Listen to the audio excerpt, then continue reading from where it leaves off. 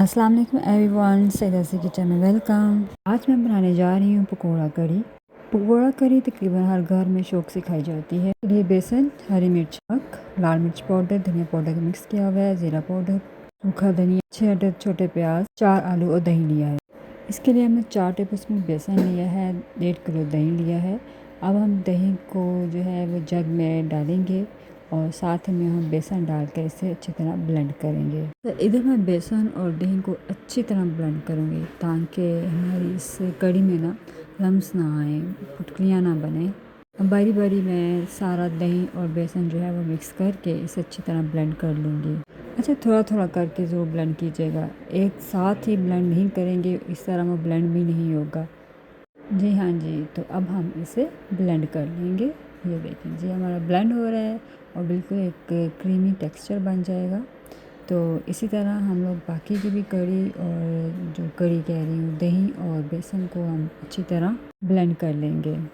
चलें जी, अब हमारा लास्ट स्टेप यही है कि हम सारी जो है वो दही और सारा बेसन हम डाल देंगे और उसे हम पेस्ट बना देंगे। चलें जी, जब तक ब्लेंड होती है आपसे थोड़ी बहुत बातें भी कर लेती हूँ। आप में से कितने लोगों को पकोड़ा करी पसंद है और आपके घर में पकोड़ा करी किस तरह बनती है? और पकोड़ा करी तो ऐसी एक डिश है जिसका नाम सुनते ही मुंह में पानी आ जाता है और स्पेशली बारिश के मौसम में तो गरम गरम पकोड़ा करी का अपना ही मज़ा है। ये देखें जी, अब हम इसके अंदर हल्दी पाउडर डाल देंगे।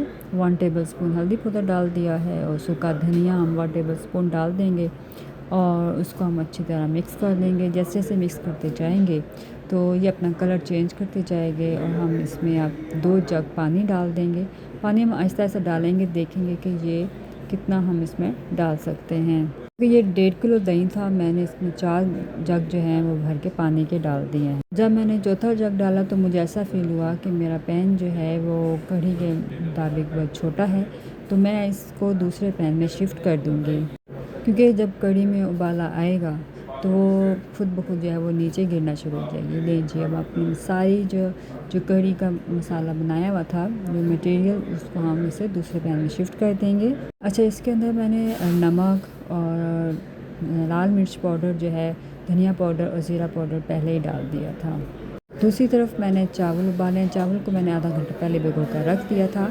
अब इसके अंदर मैंने ज़ीरा डाल दिया है, 3 टेबलस्पून मैंने नमक डाल दिया है, 1 टेबलस्पून मैंने ऑयल डाल दिया है और इस तरह हम चावल उबाल लेंगे। अब दूसरी तरह हम पकौड़ों के लिए मटेरियल तैयार करते हैं। इसके लिए जो मैंने 6 प्याज लिए थे उनको मैंने काट लिया था और इस तरह मैंने इसी तरह 4 मैंने आलू लिए थे, उनको भी मैंने काट लिया था।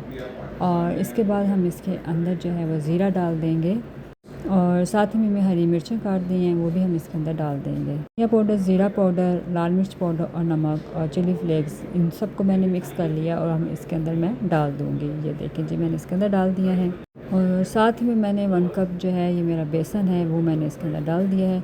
अगर बेसन इसमें और ज़रूर हो तो आप डाल सकते हैं, लेकिन अभी फ़िलहाल इतना ही काफ़ी है। साथ में मैंने हल्दी डाल दी है।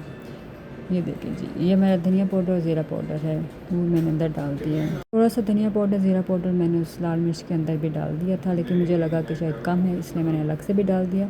और मैंने हाफ़ ग्लास इसमें पानी डाल दूँगी और पहले मैं इसको अच्छी तरह पेस्ट बना लूँगी। अगर ज़रूरत हो तो मज़ीद पानी डालूँगी, वरना पानी डालने की ज़रूरत नहीं है जी। अब पानी हमारा चावलों के लिए गर्म हो चुका है, हम इसमें चावल डाल देंगे और इसे तकरीबन हम 7-7 चम्मच हिलाते रहेंगे। चावल को ज़्यादा जो है वो नरम नहीं करना। दूसरी साइड पे मैंने पैन लिया है, उसमें मैं ऑयल डाल दूँगी और ये मैंने अपने पकौड़ों के फ्राइंग के लिए मैंने ऑयल डाला है।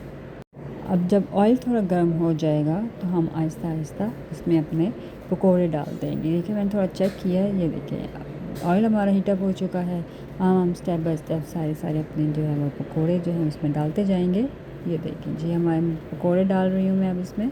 तो पकोड़े ना ज़्यादा बड़े ना ज़्यादा छोटे, बस दरमियाने हों, इतने बड़े भी नहीं होने चाहिए और सॉफ्ट पकोड़े बनने चाहिए। पकोड़ों के लिए मैं आपको एक टिप देती हूँ, इसमें अंदर थोड़ा सा 1 टीस्पून जो है वो ऑयल डाल दें तो आपके पकोड़े बहुत सॉफ्ट बनेंगे। बस अब हम आहिस्ता आहिस्ता पकोड़े डालते जाएंगे और इन्हें फ्राई करते जाएंगे। ये देखिए, हमारे पकोड़ों की शक्ल भी इस तरह की बन गई है। देखिए, क्रिस्पी भी हैं, अंदर से सॉफ्ट भी हैं और बड़े ज़बरदस्त किस्म का इनका टेस्ट भी है। मैं टेस्ट कर चुकी हुई हूँ।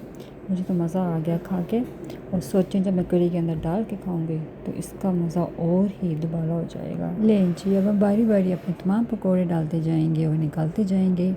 और यकीन करें बहुत ही ज़बरदस्त टेस्ट है। देखें जी, ये अंदर से बिल्कुल सॉफ्ट, बाहर से क्रिस्पी। और जब सोचें कि कढ़ी के अंदर जाएंगे तो बहुत मज़ा आएगा। वाह, क्या खुशबू आ रही है जी। हमारे पकोड़े, तमाम पकोड़े बन चुके हैं। अब हमारे चावल भी उबल चुके हैं। इसके अंदर मैं ज़रदा रंग डाल दूँगी। ये देखें जी, ज़रदा रंग डाल दिया। और उसके बाद मैं इसके अंदर डाल दूँगी ज़ीरा पाउडर और ज़ीरा, दोनों को मिक्स करके मैंने डाला है। और फिर उसके बाद हरी मिर्चें डाल दूँगी। और इसके अंदर आप पुदीना भी डाल सकते हैं, तो आप पुदीना भी डाल दें और बहुत ज़बरदस्त किस्म की खुशबू आती है। अब आप कवर करके इसको 5 मिनट्स के लिए रख देंगे दम पे।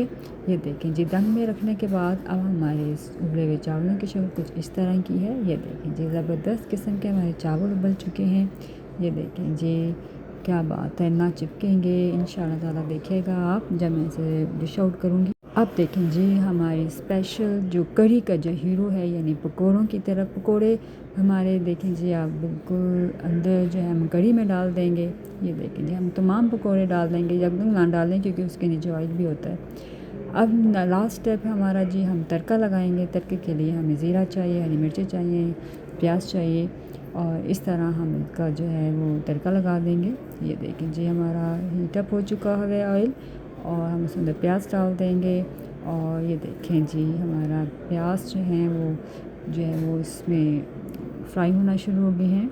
अच्छा, आप लोग पकौड़ों के साथ चावल खाना पसंद करते हैं या रोटी? कुछ लोग तो चावल शौक़ से खाते हैं। अब देखें जी, प्याज हमारे ब्राउन चुके हैं, मैंने ज़ीरा डाल दिया, साथ में मैंने हरी मिर्चें डाल दी हैं।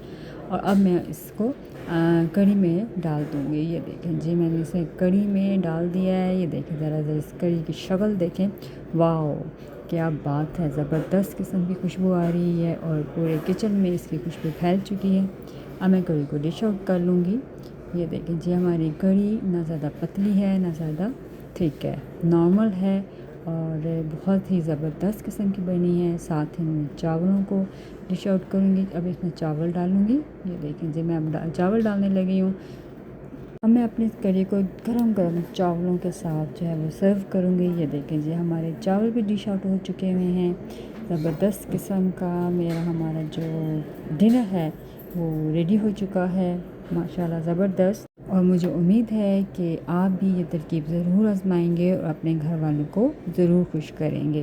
बहुत ही सिंपल सी रेसिपी है ये। आप सबका बहुत बहुत शुक्रिया कि आपने मेरे साथ इतना अच्छा और खूबसूरत वक्त गुजारा। अपनी राय ज़रूर बताइएगा कि आपको हमारी आज की पकौड़ा कढ़ी कैसी लगी। इंशाल्लाह फिर मुलाकात होगी एक और मज़ेदार रेसिपी के साथ। मेरे चैनल को लाइक करें, सब्सक्राइब करें। अल्लाह हाफिज़, रब रखा।